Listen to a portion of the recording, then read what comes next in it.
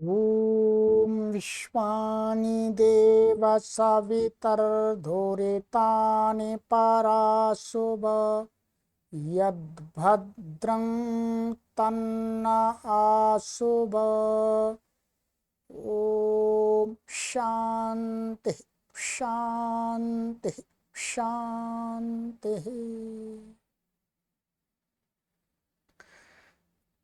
सभी को सादर नमस्ते। सनातन वैदिक धर्म यूट्यूब चैनल में आप सभी स्वाध्याय प्रेमियों का हार्दिक अभिनंदन है।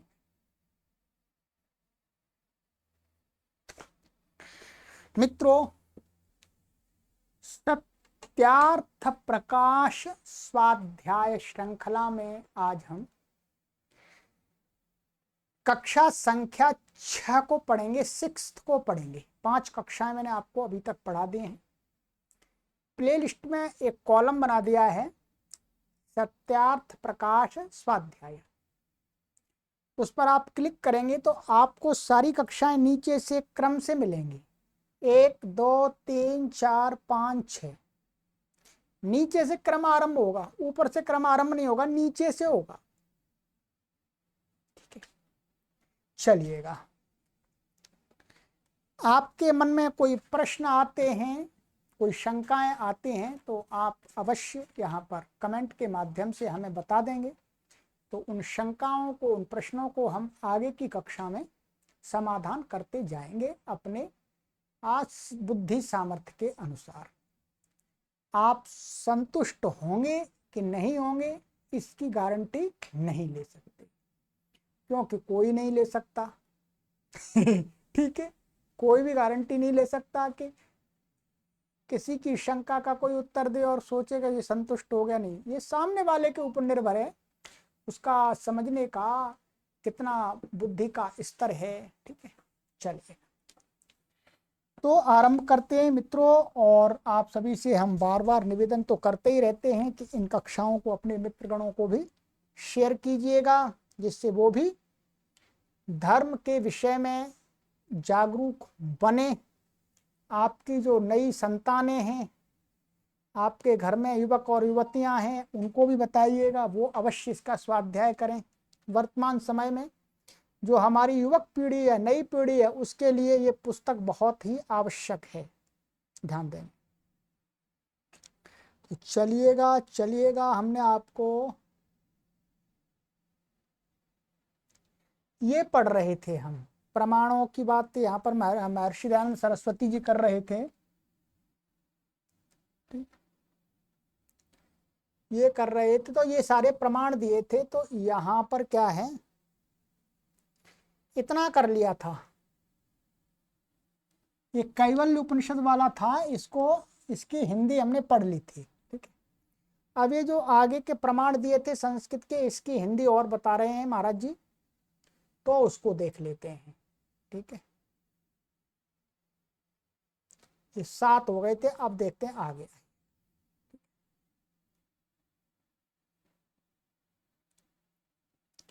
वो मंत्र दिया था इंद्रम मित्रम आदि। ठीक है, यही तो था, मैं पढ़ देता हूँ, आप भी देख लीजिएगा।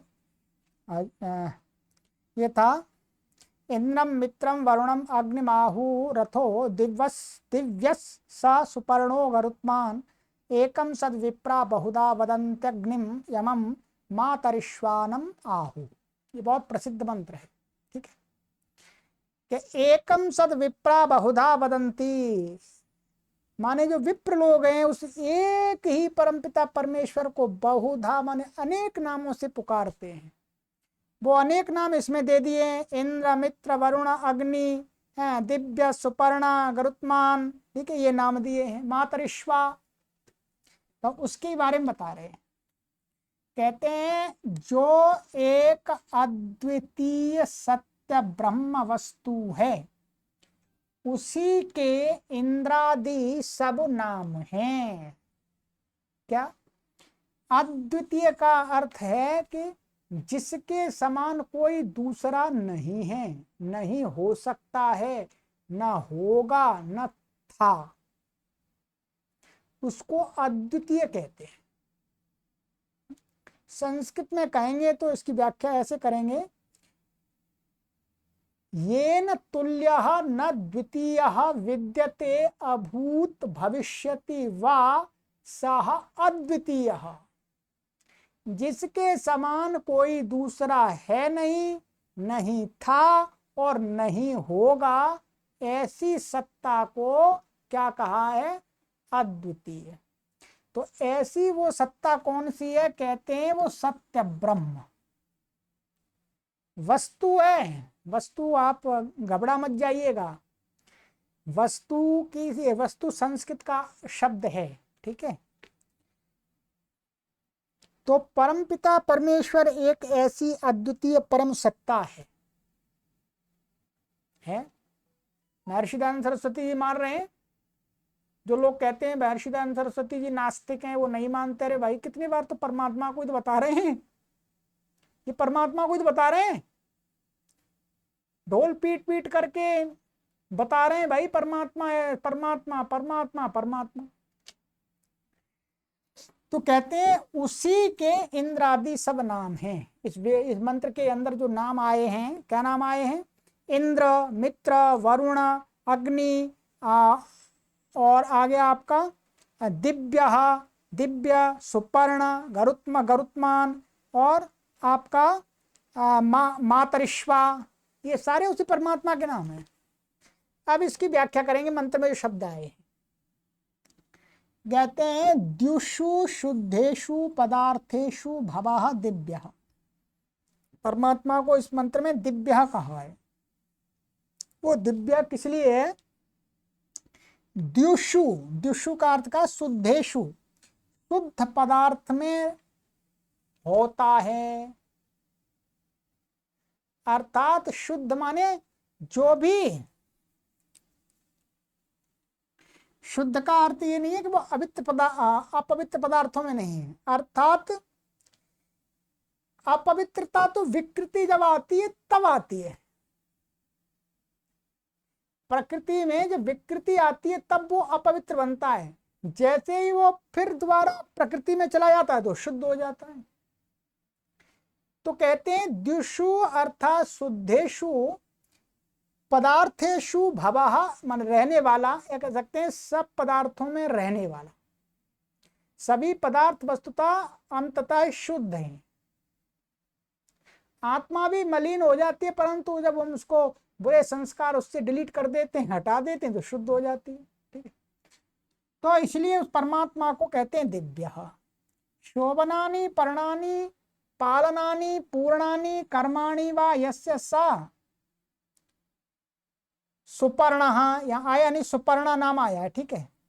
जिसके अच्छे पर्ण हैं, पर्ण का अर्थ है पालन करने वाला, जिसके पालन करने वाले जो सत्ता माने उसकी शक्तियां हैं, पालन करने वाली जिसकी अच्छी शक्तियां हैं वो, अथवा उसके कर्म हैं, उसको बोलते हैं सुपर्ण। यहाँ सुपर्ण उसमें आया है, अभी आगे बताएंगे।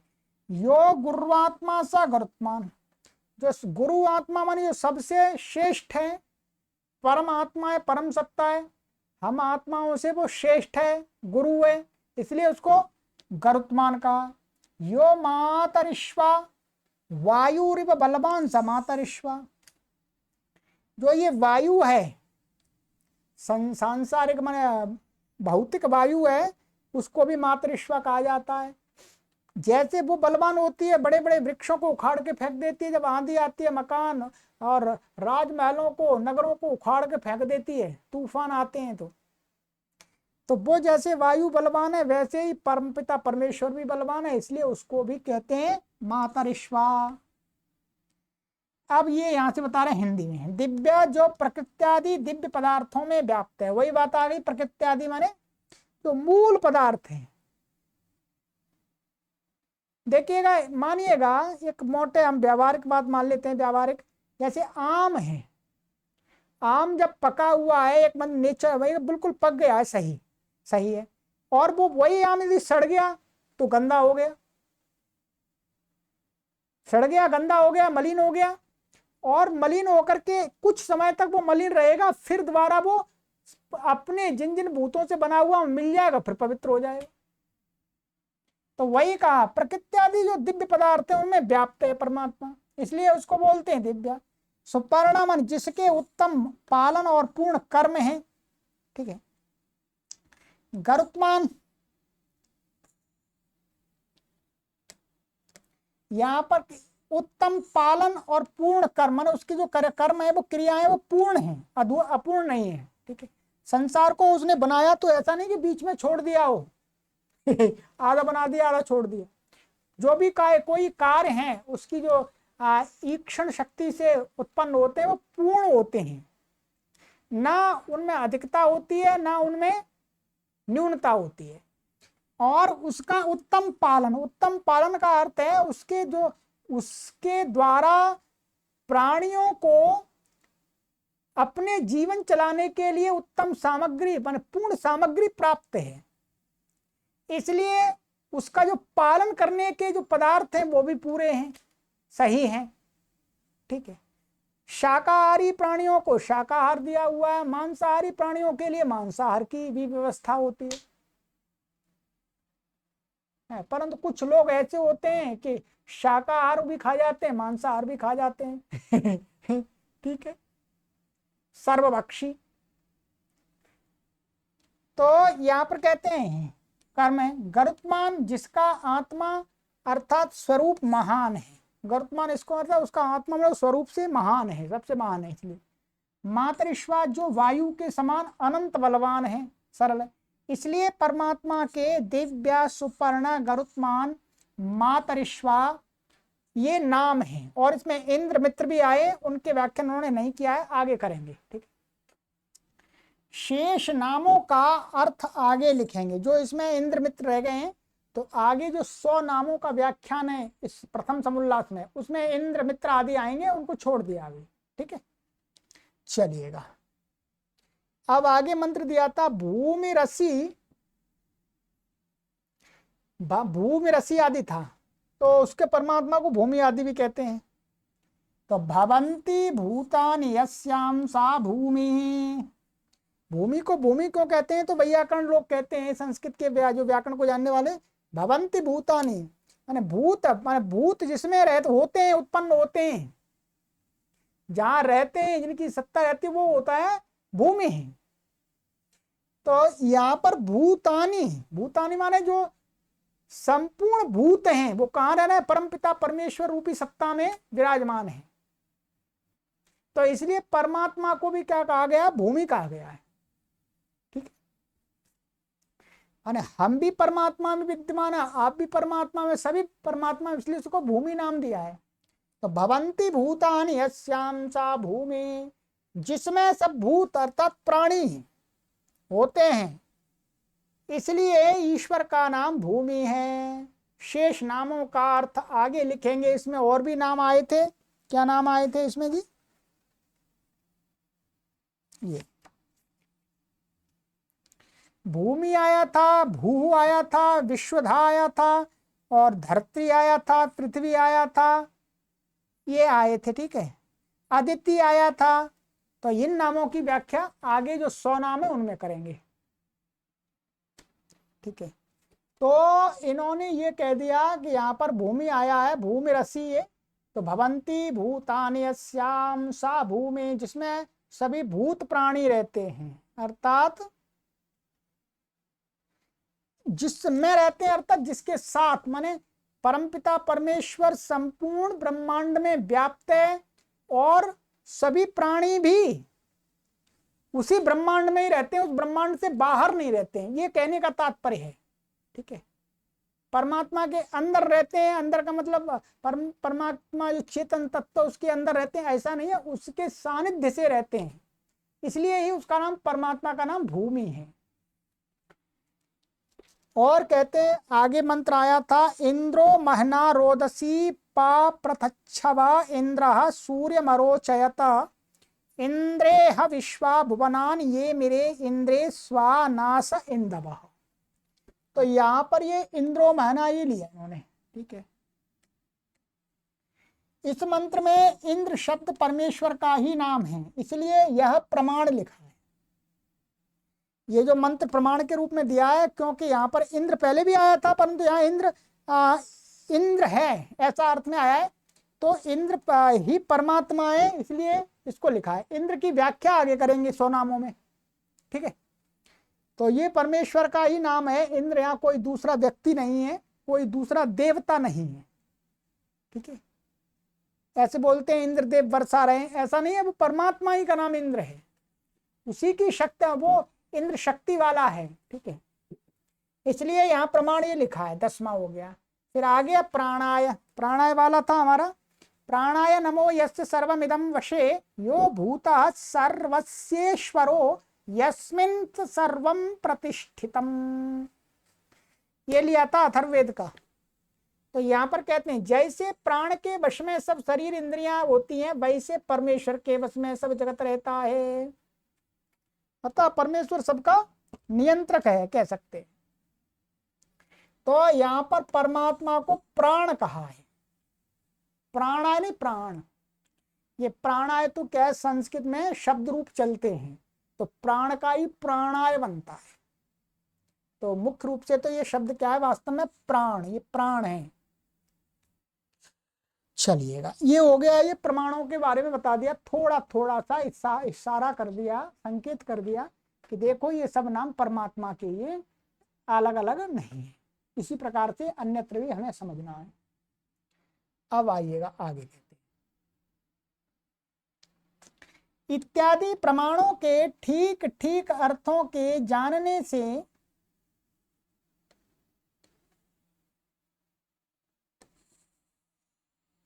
इन नामों करके परमेश्वर का ही ग्रहण होता है।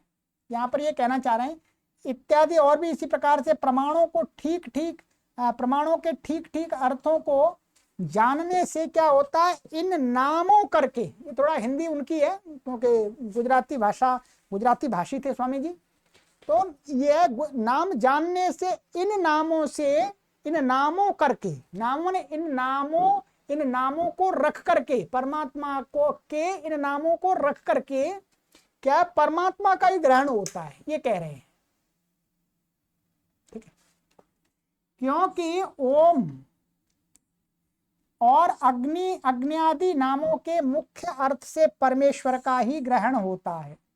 जैसा कि व्याकरण, निरुक्त, ब्राह्मण, सूत्रादि ऋषि मुनियों के व्याख्यानों से परमेश्वर का ग्रहण देखने में आता है, वैसा ग्रहण करना सबको योग्य है। यहां देख लीजिएगा, कहते हैं माने ओम अग्नि आदि जो हैं वेदादि शास्त्रों में, तो कहते हैं अग्नि आदि नामों के मुख्य अर्थ से, मुख्य रूप में अर्थ से देखेंगे तो परमेश्वर का ही ग्रहण होता है। क्योंकि व्याकरण की दृष्टि से निरुक्त, ये निरुक्त क्या है, वेद का व्याकरण का एक पुस्तक है। क्या, वेद के व्याकरण का ये एक पुस्तक है। यदि आपको चाहिए तो यहाँ मिल भी जाएगा, और जो देववाणी संस्कृतम यूट्यूब चैनल है उस पर हम इसको पढ़ाते भी हैं, ठीक है। तो व्याकरण भी पढ़ाते हैं वहां पर। और निरुक्त और ब्राह्मण ग्रंथ हैं, ब्राह्मण, ये ब्राह्मण मनुष्य नहीं, ब्राह्मण ग्रंथ हैं, गोपथ ब्राह्मण, शतपथ ब्राह्मण आदि, और सूत्र आदि ग्रंथ हैं, ठीक है, शौल सूत्र आदि ग्रंथ हैं।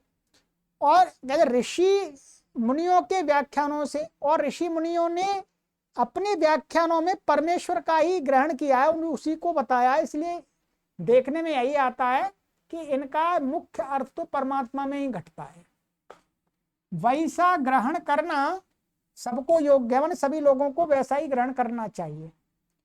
अब क्या होता है, बहुत सारे लोगों ने न तो व्याकरण उनको पता, न निरुक्त पता, न ब्राह्मण आदि कुछ ग्रंथ उन्होंने देखे नहीं, व्याकरण शून्य, और वेद के मंत्रों के अर्थ करने लग जाते हैं। तो अब कैसे समझ में आ जाएगा बताओ, कभी समझ में नहीं आएगा। ध्यान रखिएगा, वर्तमान में एक रामपाल संत जी हैं। क्या, रामपाल संत जी, वीडियो तो मैं आज के समय में बना रहा हूं, ये 100 साल बाद अब पता नहीं उनका क्या होगा, अभी हैं। उनको संस्कृत का एक अक्षर भी नहीं आता, संस्कृत बिल्कुल भी नहीं आती, संस्कृत शून्य है वो। और हिंदी भी उनकी ठीक नहीं है।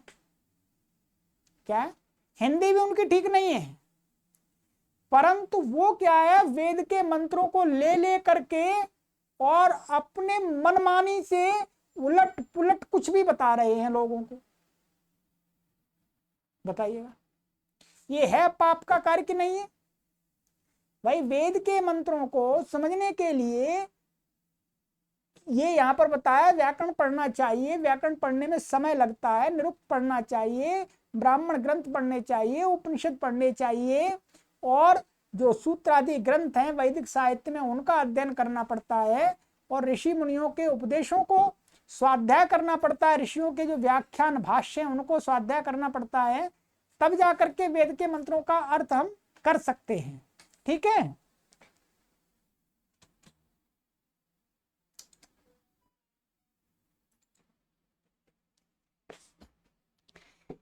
तो ये कह रहे हैं। ठीक है, तो बिना व्याकरण आदि ग्रंथ पढ़े हुए आपको कोई भी व्यक्ति यदि मंत्रों का अर्थ करता है तो वो गलत करता है, सही नहीं कर सकता, तो उसको समझ में ही नहीं आएगा। तो कहते हैं परंतु ओम, यह तो केवल परमात्मा का ही नाम है। ये ध्यान देंगे, ये पहले भी मैंने बताया था आपको, पीछे आया था पिछली कक्षा में, कि जहां कहीं भी वेदादि शास्त्रों के अंदर ओम कहा है वो किसी दूसरे पदार्थ का नाम ही, वो परमात्मा का ही नाम है। ठीक है, यह तो केवल परमात्मा का ही नाम है, और अग्नि आदि नामों से परमेश्वर के ग्रहण में प्रकरण और विशेषण नियम कारक होते हैं। वहां पर हमको देखना पड़ेगा प्रकरण प्रसंग कि अग्नि आदि अन्य शब्दों में यहाँ पर परमात्मा का प्रसंग चल रहा है अथवा जो भौतिक अग्नि है उसका प्रसंग चल रहा है, तो उसके अनुसार नियमित होकर निश्चय होकर के लगता है। ध्यान रखेंगे, ओम शब्द लोक की बात नहीं कर रहे, वेदादि शास्त्रों की बात कर रहे हैं। यहाँ पर भी वेदादि शास्त्रों में ओम शब्द केवल परमात्मा को ही कहता है और किसी पदार्थ को नहीं कहता, किसी व्यक्ति का नाम नहीं है। लोक में तो हो सकता है, संसार में तो हो सकता है, बहुत सारे नाम है।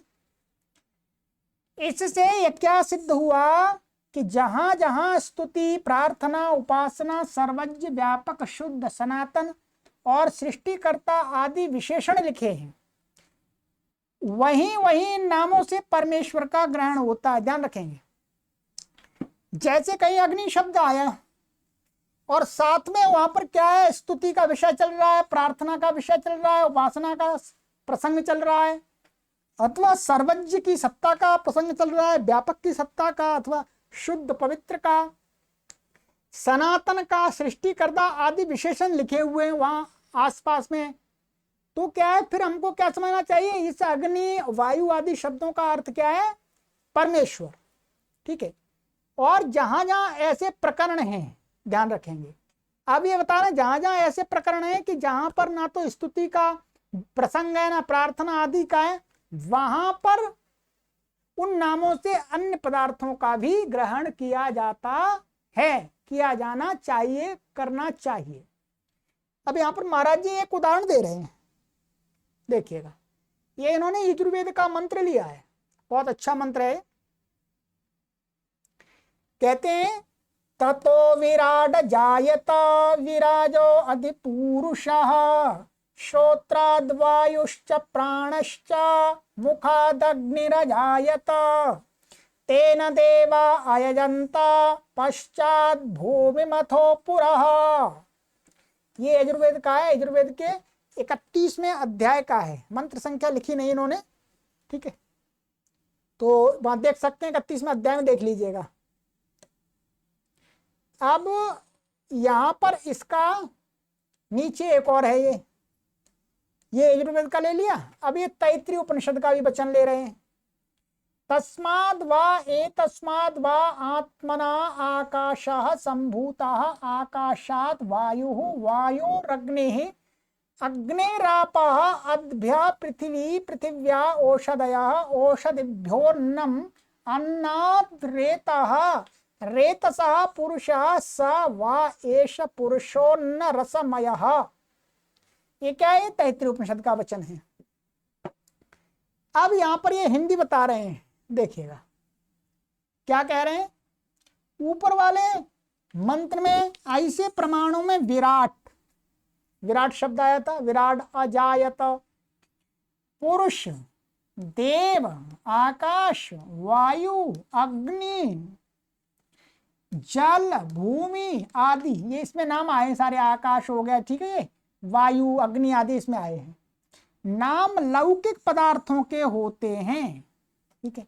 यहां पर इनमें ये जो नाम आए ये क्या लौकिक पदार्थों के नाम है, ये यहां परमात्मा को नहीं लेंगे, क्योंकि जहां जहां उत्पत्ति, स्थिति, प्रलय, अल्पज्य, जड़, दृश्य आदि विशेषण भी लिखे हों वहां वहां परमेश्वर का ग्रहण नहीं होता, क्योंकि वहां उत्पत्ति का भी प्रसंग चल रहा है, अथवा स्थिति का, अथवा प्रलय का, अथवा अल्पज्य सत्ता का, अथवा जड़ का, अथवा दृश्य आदि पदार्थों का ये विशेषण लिखे हुए अग्नि, वायु आदि के साथ में, तो फिर वह परमात्मा का संबंध नहीं लग सकता, क्योंकि परमात्मा इनसे अलग है, ठीक है। वह उत्पत्ति आदि व्यवहारों से पृथक है, और उपरोक्त मंत्रों में उत्पत्ति आदि व्यवहार हैं। यहां पर क्या उत्पत्ति है, जैसे एतस्माद आत्मना आकाश संभूता, माने आत्मा से आकाश उत्पन्न हुआ, आकाशाद वायु, आकाश से वायु उत्पन्न हुई, वायु और अग्नि, वायु से अग्नि उत्पन्न हुई। तो यहाँ उत्पन्न होना अर्थ आ रहा है, इसका मतलब क्या हुआ, उत्पन्न होना आ रहा है, इसका मतलब परमात्मा तो उत्पन्न नहीं होता, परमात्मा से कोई उत्पन्न नहीं होता।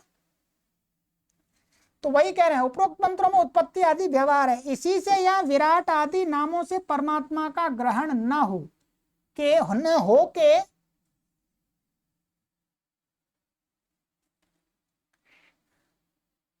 संसारी पदार्थों का ग्रहण होता है, किंतु जहां जहां सर्वज्ञादि विशेषण हो वहीं वहीं परमात्मा, और जहां जहां इच्छा, द्वेष, प्रयत्न, सुख, दुख और अल्पज्ञादि विशेषण हो वहां वहां जीव का ग्रहण होता है। जीव का भी ग्रहण हो सकता है, अथवा कोई जड़ पदार्थ है उनका भी ग्रहण हो सकता है। ऐसा सर्वत्र समझना चाहिए, क्योंकि परमेश्वर का जन्म मरण कभी नहीं होता। ये तो सभी लोग मानते हैं कि परमात्मा कभी जन्म नहीं लेता। वैदिक सिद्धांत अल्टीमेटली यही है कि परमात्मा का कोई जन्म नहीं होता। एक अवतारवाद है, अवतारवाद थोड़ा अलग है, ठीक है। अवतारवाद की बात करेंगे आगे। अवतारवाद में परमात्मा वास्तव में नहीं आता, तो ये कहते परमात्मा का कभी जन्म नहीं होता तो उसका मरण नहीं होगा, मरण नहीं होगा तो जन्म भी नहीं होगा। इससे विराट आदि नाम और जन्मादि विशेषणों से जगत के जड़ और जीवादि पदार्थों का ग्रहण करना उचित है, परमेश्वर का नहीं। अब जिस प्रकार विराट आदि नामों से परमेश्वर का ग्रहण होता है वह प्रकार नीचे लिखे प्रमाणों से प्रमाणे जानो में गुजराती के उसमें लहजे में लिखा है, तो प्रमाणों से जानो ऐसा है, ठीक है। प्रमाणों से जानो, इसमें करेक्शन करने की आवश्यकता नहीं है, मैं तो आपको समझाने के लिए यहाँ पर रख रहा हूँ। अब क्या है, इसमें महाराज जी ने, स्वामी जी ने आगे 100 परमात्मा के 100 नामों को अर्थ परक बताया है कि ये परमात्मा के ही नाम है। इसके अलावा और भी बहुत हैं, पर थोड़ा सा उन्होंने संकेत में 100 नाम लिए, ठीक है। तो इनको हम अगली कक्षा से आरंभ करेंगे। अब इतना तो हो गया काफी, ठीक है, ठीक है, चलिएगा। तो अब ओंकार आदि ये नाम बताएंगे, उनका ओम का तो हो ही गया है, तो अब ये आगे आएंगे विराट नाम। विराट, परमात्मा को विराट क्यों कहते हैं, परमात्मा को अग्नि क्यों कहते हैं, ठीक है, परमात्मा को विष्णु क्यों कहते हैं, परमात्मा को विश्व क्यों कहते हैं, परमात्मा को ज्योति क्यों कहते हैं, हिरण्यगर्भ क्यों कहते हैं, ये सब परमात्मा के नामों का व्याख्यान है, क्योंकि परमात्मा के ही ये सब नाम हैं, ये समझना चाहिए। ये बहुत विशेष है, इसको आप अधिक से अधिक शेयर करते रहिए कक्षाओं को, ठीक है। चलिएगा, तो आगे की कक्षा में मिलते हैं परमात्मा के नामों के व्याख्यान के साथ में। चलिएगा, अभी तक आपने चैनल को सब्सक्राइब नहीं किया है तो अवश्य कर दीजिएगा। और सबसे पहले आप क्या काम कीजिएगा, अपने परिवार में जितने भी सदस्य हैं उनके पास जितने भी एंड्रॉयड मोबाइल हैं उन सभी से निवेदन करके चैनल को सब्सक्राइब कराइएगा। जितने ज्यादा अधिक सब्सक्राइबर्स होंगे उतना ही इस चैनल की सामग्री अधिक लोगों तक पहुंचेगी, ध्यान रखेंगे। इसमें हम ये कह रहे हैं कि आपको अधिक सब्सक्राइबर चाहिए तो हम अपने लिए मंगा रहे हैं सब्सक्राइबर को, नहीं। ये एक तरीका है, इसका ये ढंग है कि आपके पास में जितने अधिक मेंबर्स होंगे उतना ही ये चैनल उतना ही ज्यादा प्रमोट होगा। जब प्रमोट होगा तो अपने आप लोगों के बीच में जाएगा, लोग पढ़ेंगे, देखेंगे। 1 लाख में से 10,000 20,000 जागरूक बनेंगे, बहुत बड़ी उपलब्धि है। ठीक, चलिएगा। तो इतना कार्य कर सकते हैं दक्षिणा के रूप में, ठीक है। और स्वामी दयानंद जी के प्रति भी आप कृतज्ञता का भाव प्रकट कर सकेंगे, उनकी बातों को आप अधिक से अधिक लोगों तक पहुंचाने में सहयोगी बन सकेंगे। चलिए, सभी को सादर नमस्ते।